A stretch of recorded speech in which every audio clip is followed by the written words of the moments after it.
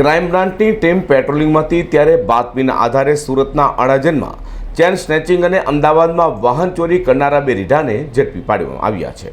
Crime બ્રાન્ચની ટીમે patrolling દરમિયાન બાતમીના આધારે બે રીઢાઓ સનત ઉર્ફે પિન્ટુ સંતોષકુમાર જૈન અને રાશિદ અલી તુર્કને ઝડપી પાડી તેઓ પાસેથી બે મોટરસાયકલ અને 3 જેટલા મોબાઈલ ફોન મળી આવ્યા હતા, જેને લઈને પોલીસે તેઓની પૂછપરછ કરતા પ્રથમ સંતોષકારક જવાબ આપ્યો નહોતો અને પોલીસે કડક પૂછપરછ કરતા આરોપીએ કબૂલાત કરી હતી કે થોડા સમય પહેલાં અડાજણ પોલીસ મથકની હદમાંથી ચેન સ્નેચિંગ કરી હતી, સાથે અમદાવાદ શહેરના કાલુપુર તથા ઈસમપુર પોલીસ મથકની હદમાંથી બે વાહનની ચોરી કરી છે।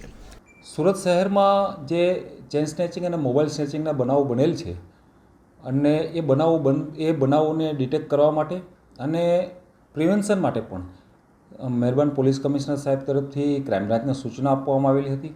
એને અનુલક્ષીને ક્રાઇમ બ્રાન્ચની અલગ અલગ ટીમો વર્કઆઉટમાં હતી અને વર્કઆઉટ દરમિયાન પીએસઆઈ ગામિત અને એમની ટીમનાઓને એક હકીકત મળી આવેલી કે અમદાવાદના બે વ્યક્તિ, એક સનત ઉર્ફે પિન્ટુ જૈન તથા એક રાશિદ અલી, આ બે ઈસમો છે ત્યાંથી બાઇક ચોરી કરી અને સુરત શહેરમાં ભરતકામને લગતો માલસામાન લેવા આવે છે અને માલસામાન લેવા આવે છે એ સાથે સાથે એ લોકો ચેન સ્નેચિંગ પણ કરતા જાય છે।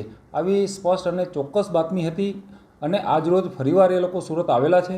એ બાતમીના આધારે તાત્કાલિક પીએસઆઈ ગામિત અને એમની ટીમનાઓએ સરથાણા નેચર પાર્ક પાસેથી બંને ઈસમોને પકડી પાડવામાં આવેલ છે। બંને ઈસમો પાસેથી બે મોટરસાયકલ કબજે કરવામાં આવેલ છે, મોબાઈલ કબજા કરવામાં આવેલ છે અને બંને મોટરસાયકલ અમદાવાદના અલગ અલગ વિસ્તારમાંથી એ લોકોએ ચોરી કરેલાની હકીકત જાણવા મળેલ છે। હાલમાં બંને ઈસમોની પ્રાઇમરી ઇન્ટ્રોગેશન કરવામાં આવેલ છે।